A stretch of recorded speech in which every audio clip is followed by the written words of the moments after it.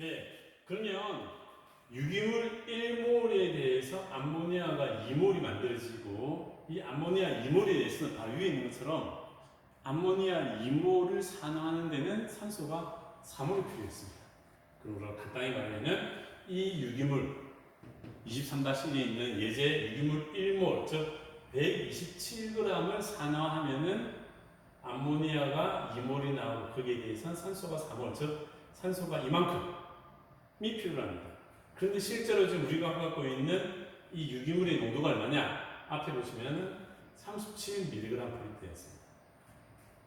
그러므로 얼마가 필요하느냐? 이때 이 X가 바로 뭐냐? 이 X가 질소의 비율이 됩니다. 20입니다. 그래서 수식은 아주 간단합니다. 수식은 아주 간단한데 이 식을 여러분들이 이해할 수가 있어야 됩니다. 이것을 외울 수가 없습니다. 이것은 저 뒤에 연습 문제를 보시면 연습 문제에 지금 화학식이 지금 무려 23-25 연습 문제를 보시면 똑같은 문제가 오늘 계속 나옵니다.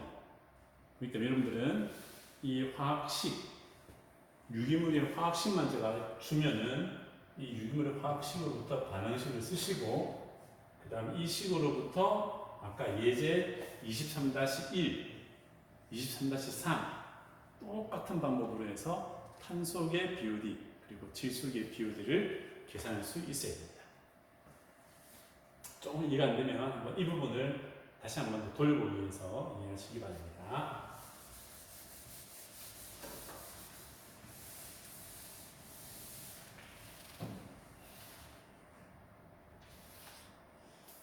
자, 그렇기 때문에 또 어떻게 보면 지금 이것은 5일이 지나면은 암모니아를 산화시킬 수 있는 미생물이 많이 번식을 해서 질소계 BOD가 증가하게 된다라고 했는데 어떤 물에서는 이러한 미생물이 너무 많을 수가 있어요. 너무 많아서 오히려 방해가 될 수가 있습니다.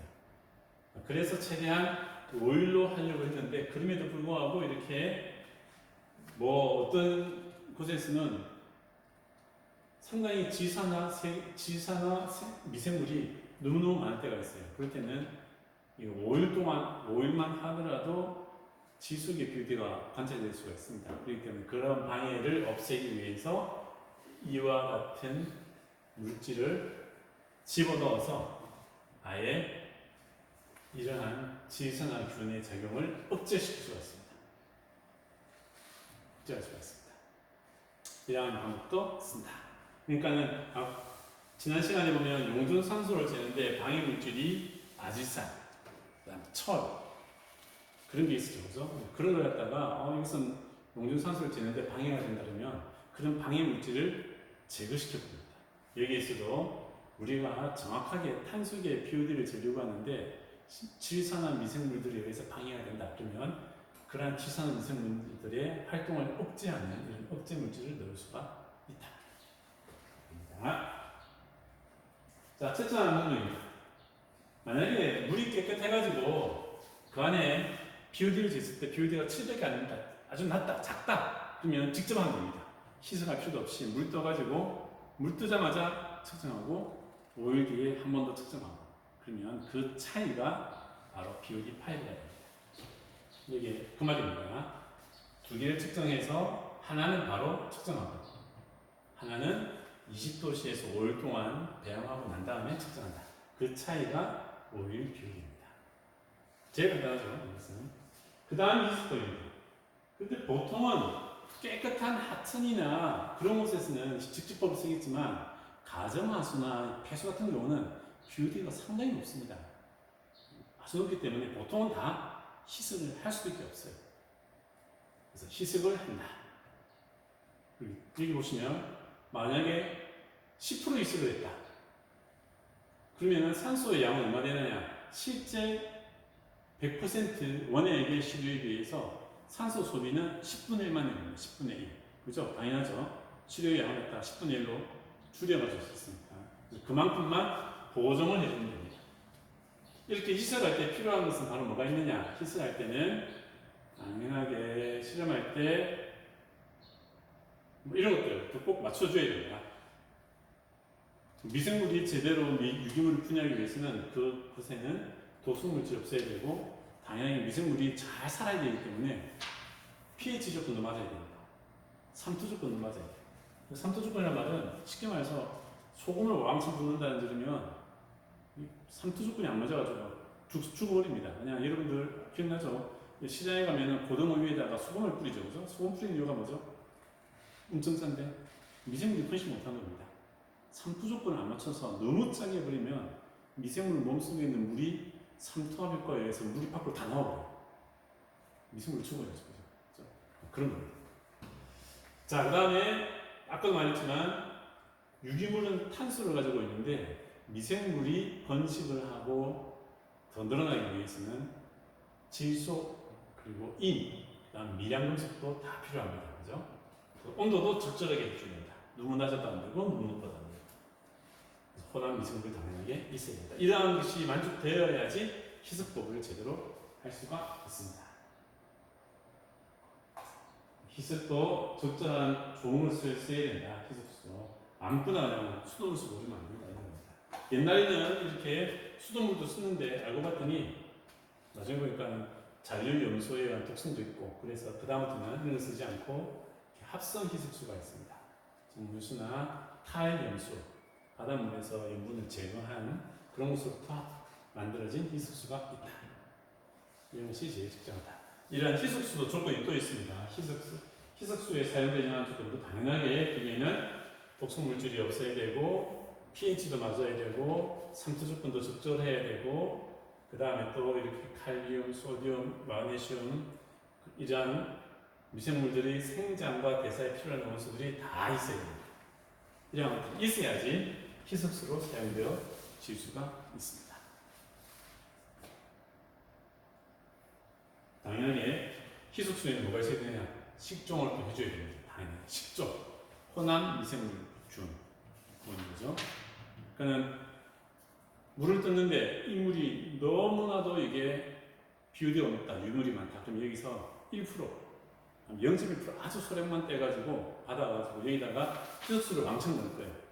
희석수를 넣을 때 위에서 말한 이러한 조건을 다 만족하면서 혼합 미생물도 많이 있어야 되겠죠, 그죠? 그래서 식종을 한다.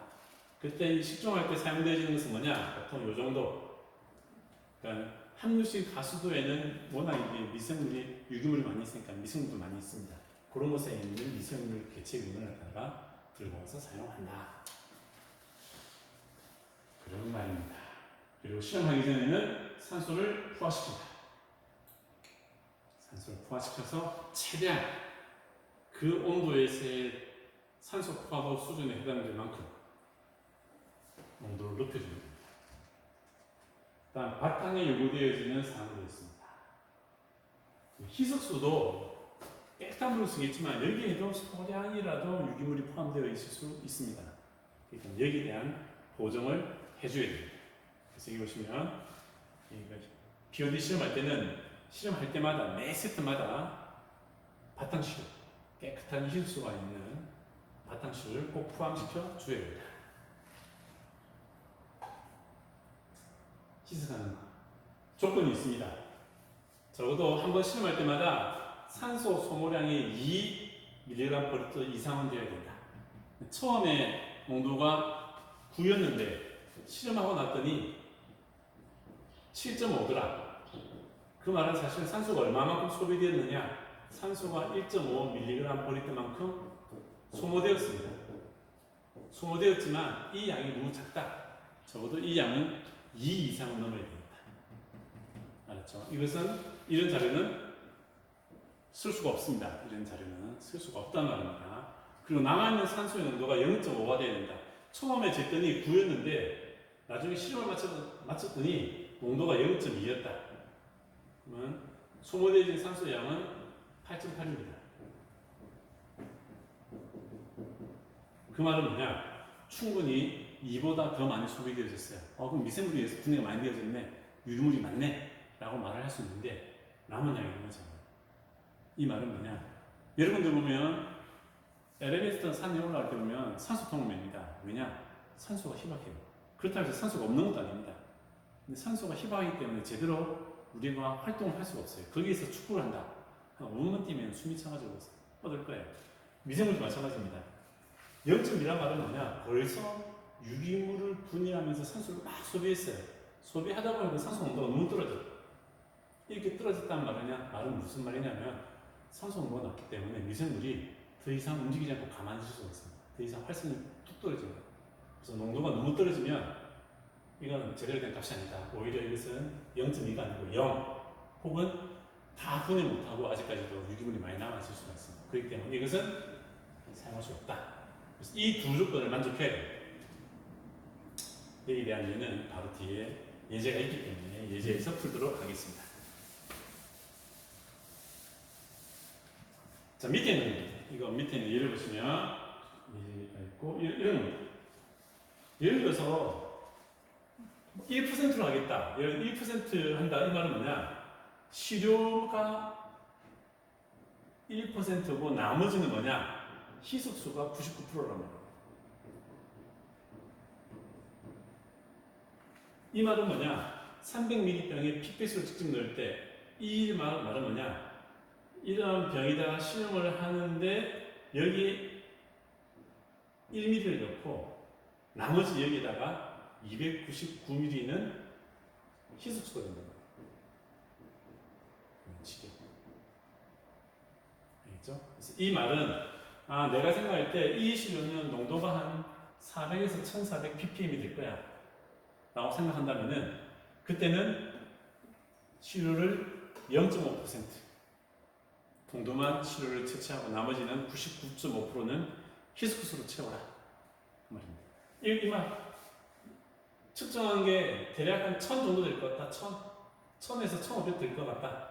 그러면은 이것은 1mm 넣고 나머지는 299 그 말이죠. 그런데 실험하다 보면 농도를 알 수가 없습니다. 앞에 보니까는 우리가 항상 이 지역에서 샘플링을 했는데 보통 한 100 정도 나오는 것 같더라. 100 나왔다가 300 나왔다가 그렇게 하더라. 뭐 어떻게 되느냐? 이거네요. 300. 오케이. 그러면 한 개는 2.0, 하나는 1.0, 하나는 5.0 이렇게 세 개로 하면 됩니다. 희석을 3번 하는 거예요. 이것도 마찬가지. 그래서 뒤에 문제를 보시면 한번 한 장만 넘겨보세요. 한 장만 넘겨보시면 뒤에 예제가 나옵니다. 672페이지 보시면 이 시료의 양이 어떻게 되느냐? 시료의 양이 이렇게 2mm, 5mm, 10mm 이렇게 나옵니다. 이렇게 했더니 초기에 있는데 마지막에 이렇게 남았다. 그럼 여기는 얼마 되죠? 이게 0이다. 그죠? 0.5보다 더 작아요. 이거 못 씁니다. 그래서 이 두 자료만 가지고 소비되어진 양은 이것은 2.5, 이것은 6.4. 이 두 자료만 가지고 밑에 보면 계산하는 게 있어요. 이 계산하는 방법은 다음 시간에 할 겁니다. 다음 시간에 한 번 더 어떻게 해서 저랑 계산식이 나오고 그 계산식을 가지고 밑에 있는 것처럼 이렇게 정확하게 측정하는 방법도 있고 정확하게 그 다음에 식이 너무 복잡하다 간단하게 하겠다 밑에 있는 것처럼 간단한 식으로 하는 방법 이 두 개 다 해봐야 평균을 내면은 평균이 뭐 한 1% 그렇지 않나요? 아주 작습니다. 그래서 계산법 이런 식이 나온 이유 이런 식이 나온 이유에 대해서는 다음 시간에 하도록 하겠습니다. 오늘은 이렇게 해서 669페이지까지 하고 다음 시간에는 배양병에서부터 하도록 하겠습니다. 이상입니다.